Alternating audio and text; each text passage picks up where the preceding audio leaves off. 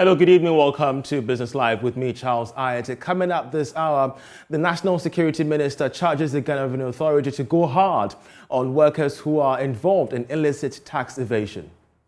We are doing our best. We are trying to resource all the various art centers dotted around the country, and we are doing this with the Ghana Tourism Authority.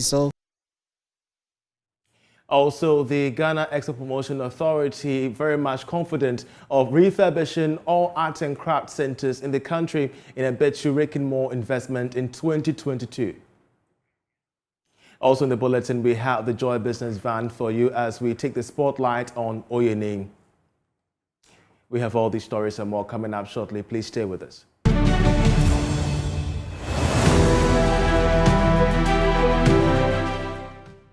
Hello and welcome. We start with our first story. The National Security Minister, Kandapa, has urged the Ghana Revenue Authority to go hard against workers who are involved in illicit tax evasion. He made this known when he paid a courtesy call on commissioners and workers of the authority.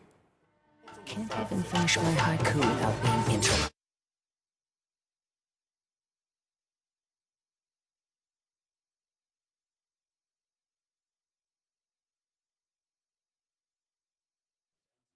Security agencies.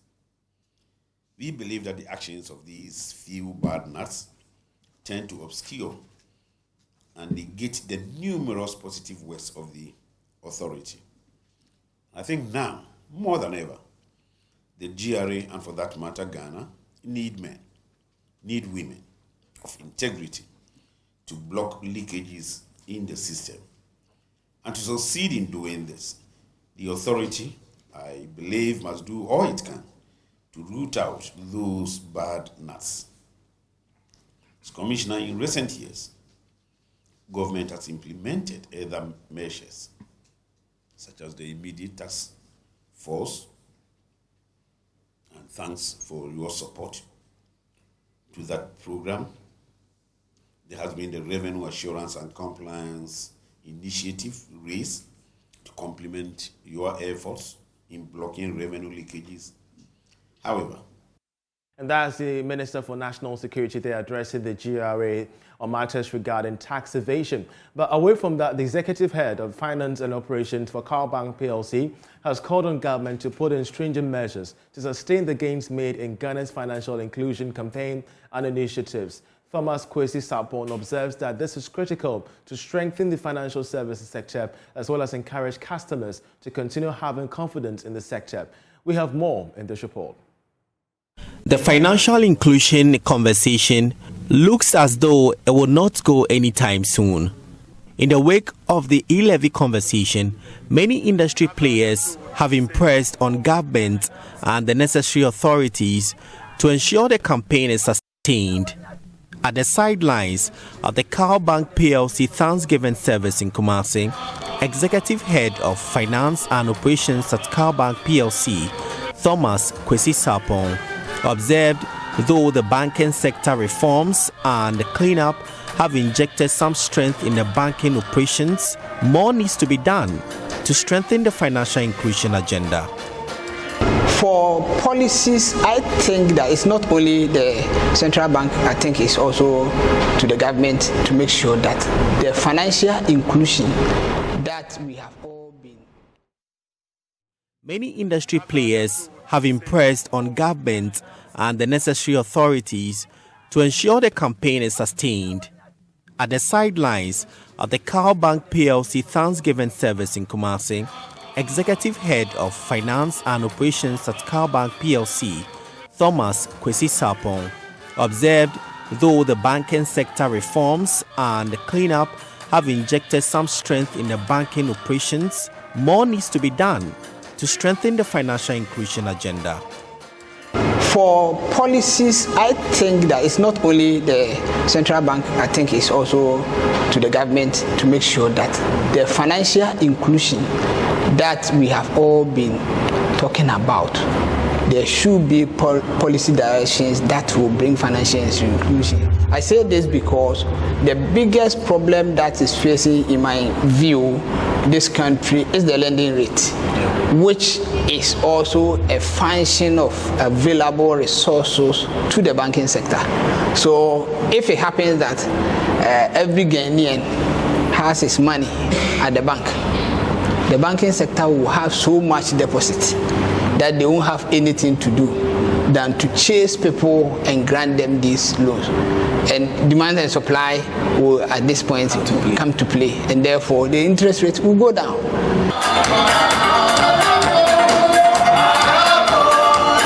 The annual Thanksgiving service by the bank is meant to appreciate God's guidance throughout the year for the bank. Mr. Sapon believes this is important as they plan for the next financial year. We recognize what God has done for us for the year gone by. We've always been organizing an annual Thanksgiving service to praise God for how far He has brought us, and also have a communion discussion with our members. But we break it down for different sectors. We are organizing one in Accra, another one in the Western region, and I'm here to join the team here for the Northern sector, specifically Kumasi. A special Carbon choir, for instance, was put together by management to climax the Thanksgiving service with beautiful renditions of Christmas carols. Prince Apia reporting. About 1,500 farmers in the Bibiani Eshuosu municipality of the Western region have benefited from education on modern farming practices and how to protect themselves from COVID-19. Now, the initiative is part of an ongoing effort by Rainforest Alliance and its partners to curb COVID-19's pandemic and its effect on especially farming communities in Ghana. Prince Apia has more in this report. One after the other, the about 1,500 farmers in the Bibiani Anyaso Bekwai municipality went through various stages to get screened of various illnesses. Importantly, unvaccinated farmers had the opportunity to be educated and took the COVID-19 jabs. Upon Dako Oheneba is the Municipal Director of Health Services at Bibiani Anyaso Bekwai. But this one will go a long way to help the workers. You know, everyone is afraid of the COVID virus. So these items will go a long way. When distributed to the health workers, they will have the confidence to face the disease head on. We have about 46 facilities, including the hospitals. We are going to make sure we distribute and every facility gets its share. We will distribute them based on the CHIP compounds, the health centers, and then the hospitals.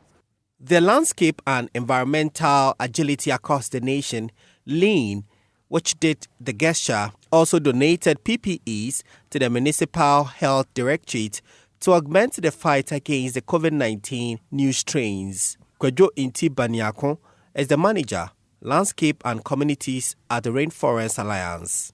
So we were very happy that the farmers came out in their numbers to receive these screening events, and then the Health Directorate also receiving the COVID-19 items. So it gives us the encouragement to always bring out more to help our farmers live a healthy life. And then the good news about this is the LANE project started not long ago. We started in 2020 and it's expected to end in 2024. And then the health screening or the community health events actually runs through. So this is something that will not be just for this occasion. It's something that will persist. And then and one of our close supporters in this event is Olam, and then Olam has a healthy living campaign. So this is something that we can always ride at their back and be able to give back to the community when it comes to health issues. Isaac Brefi, leader of the Farmer Union, who doubles as chairman of the Seshivioso Landscape Management Board, expressed gratitude to Rainforest Alliance for the gesture. Rainforest, but me don't want to know that that's a bimrebium. Anka achekra no every quarter biano. Omeboye nanka yetumi ehu yempum sinisiko na aboye ma yenso yetumi ahwe ho so yi ayedwumaden no. because yejuma no ejuma is ye de boa oman no ye de boa ye ho ni nchirima. The initiative was funded by the European Union and supported by Olam Ghana Limited. Prince Apia reporting. We still stay with the agric sector because banana production is thriving in the North Tongue district despite challenges faced with the weather, the cost of production and other challenges. An agronomist is asking government to extend subsidies in fertilizers to bigger corporations like Mushaham Farms Limited so that they could employ more people. Aviation has more in this report. Banana agronomist Mr. Yao Ankra Pudu has asked government to give bigger corporations and farms some incentives to help them also employ more people on their farms.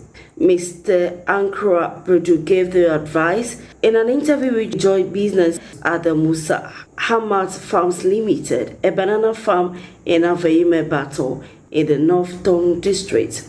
Mr. Budu noted that with the help of government in terms of agricultural interventions, millions of unemployed youth will be able to have jobs. Fertilizer is 70% of our cost of production. It occupies 70% of our cost of production. If it could be subsidized in a way and some other enabling environment in terms of power and everything is created, it is the expansion for a potential like a banana farm will be rapid, and more people, as I said, remember, an hectare can employ minimum 1.2 people.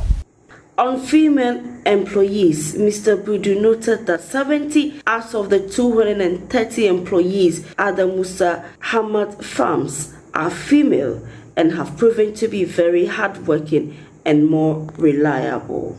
Recent events have shown us that the women employees that we have are the most reliable. They do from the field work, that's the conventional field work that we thought was only culture for men. They do those ones and consistently at work to support. On soil fertility for banana, Mr. Budu noted that North Tongue district has the most suitable soil for banana farming. Mr. Eric Bremer is the farm manager at the Musa Hamad Farms Limited. So our main product here is the brand is Señorita, which is our Class E banana, and we have also our Class B banana, which is the Hermanita. So this product will go to Europe. So mainly our market is France. We have some France, Antwerp, Belgium. So that is the main time market that we have now. The DCE for North Tongue District, Osborne Divine Fenu, in an interview with Joy Business said there are great potentials in terms of agriculture for the people to take advantage of. I've observed that there are great potentials in North Tongue for our people to take advantage of in terms of agriculture, to bring employment to a lot more youth and revenue for the assembly as well, and it boosts the local economy. Musa Hamad Farms Limited produces quality banana in large quantities for the European markets. Ivy Satoji for Joy Business, Aveime Bato. Let's now talk aviation because an expert within the field, Tremendous, is predicting a somewhat gloomy picture for Ghana's aviation space amid the impact of the Omicron variant on airlines world over. Speaking to Joy Business, Sean says deepened reforms to stimulate the aviation space could be a game changer in 2022. You know, that's a very good question. I'm not sure whether Omicron is really going to be what depresses the aviation sector in 2022 as much as it is some of the knee-jerk reactions that governments take towards Omicron and other new variants which inevitably will crop up.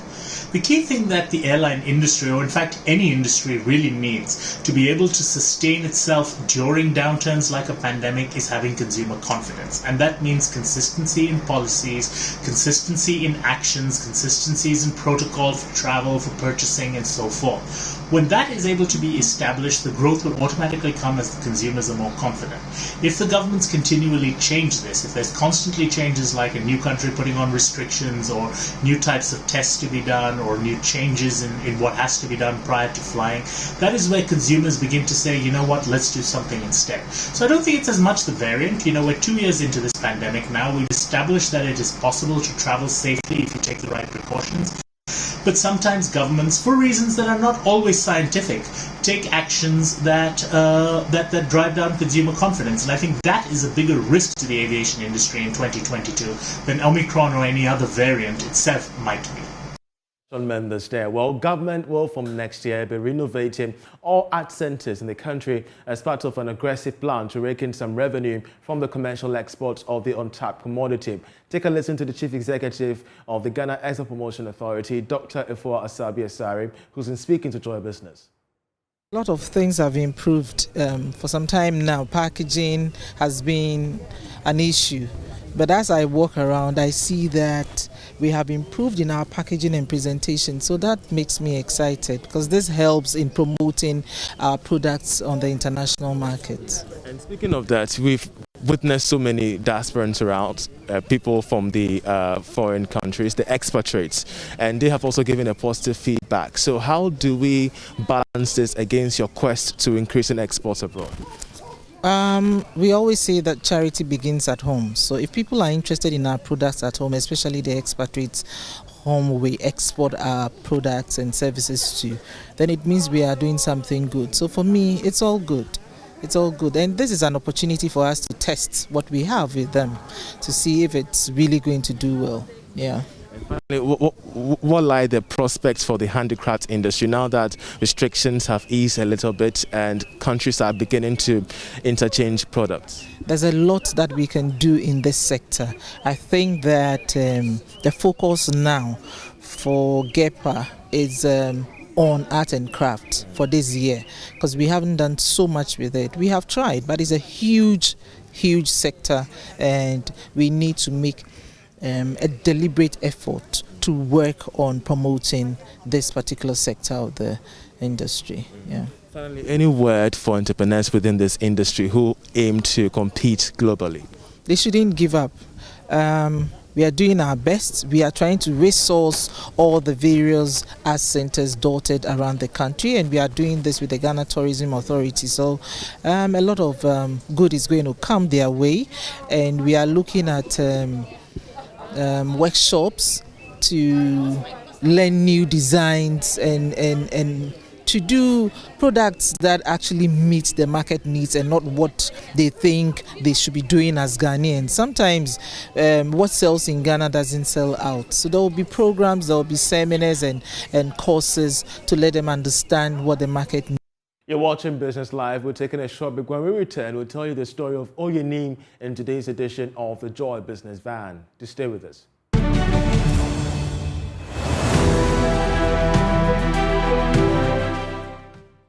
Hello and welcome. Food tech startup Oyenim targets to make its app available in almost each and every office in Accra. We have that story on today's edition of the Joy Business Van. Take a look.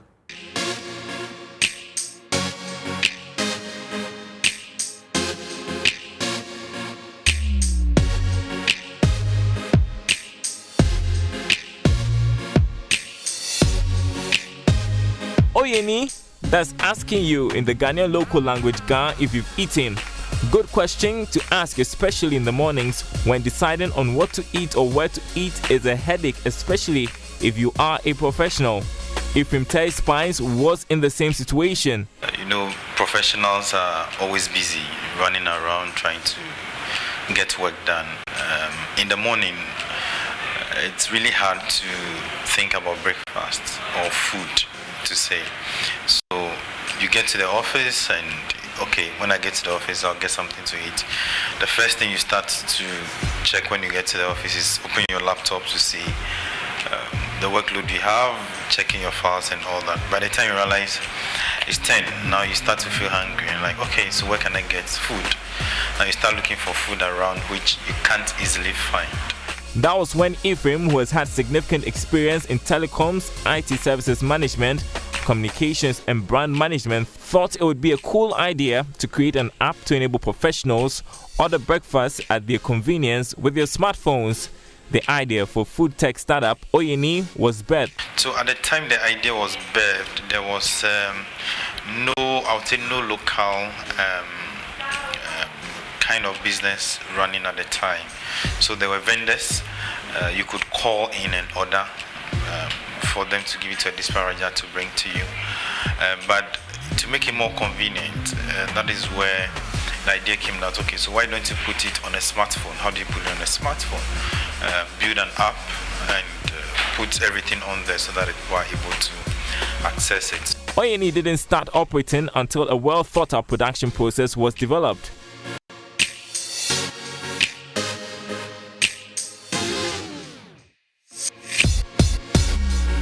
Ephraim takes us to the kitchen where the breakfast meals are prepared. Typically, production starts 2 a.m., which entails prepping all the ingredients and making sure that it meets a certain quality standard before the cooking itself starts. After that, the food is dished here and then forwarded to the packaging and delivery department for onward delivery to the customers. Currently, I think we have some special orders that are being worked on, and Laurie is the head of nutrition and catering.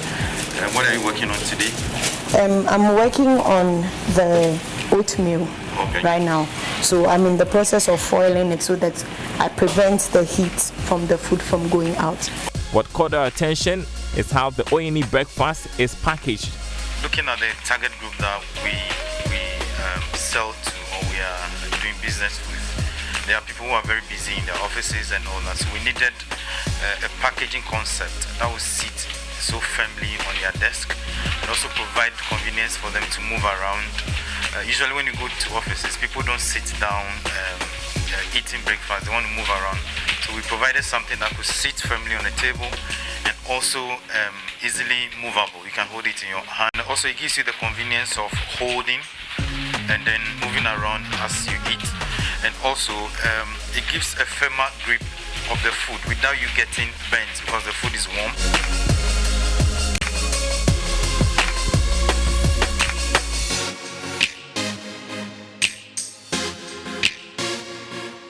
Ephraim tells us more and more professionals are getting interested in the idea of ordering their meals with the Oyeni app. So when you go on Play Store and you search Oyeni, which is O-Y-E-N-I-I, it pops up, you download, and then the first thing that comes is that you get to see your food, what we call the main meal. You see a number of them. So based on what you want to eat, you pick it. Interestingly, there's a bit of description, some summarized description of the food. So you even get to see that Ekwek Bemi is made from corn bowl with herbs, rich in vitamin A, C, B, C, and calcium. So maybe you are someone who takes the diet seriously. You're able to read through all these. You pre-order the meal you want and the accompaniments based on your budget. People who interface with the app are really excited that there is something of this nature that has been built locally and being managed and grown locally. The excitement is that, most of the food we sell are foods that we were so used to when we were kids. The oblayo, the SHS days, we call it rocks. There's this nostalgic feeling that comes when they see the app and they're like, oh, yes, I have rocks, I have Ekwek Bemi. Within 4 months, Oyeni has made inroads, but Ephraim knows there's still more work to be done to get more professionals used to the idea of planning their breakfast meals. People are now trying to adapt to the kind of service we are rendering, where you have to plan your meal, and this is very, very important. We are all guilty of this. We don't plan our meal. We plan our day without planning the meal. food is supposed to be taken like the way we take medicine. With that in mind, ONE's immediate target is to be in almost every office in Accra. And as Ephraim hints, it is not going to be just breakfast in future.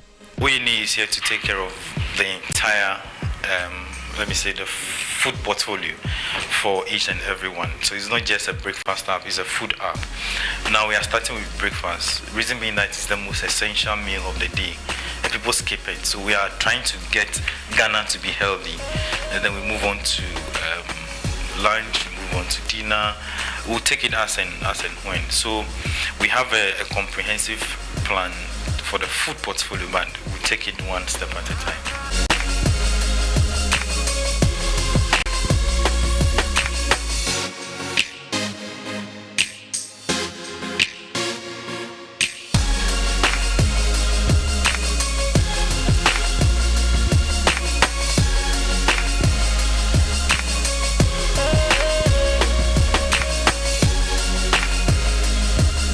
And that'll be all for Business Live. I'm Charles I.T. Many thanks for watching. Enjoy the rest of our programs.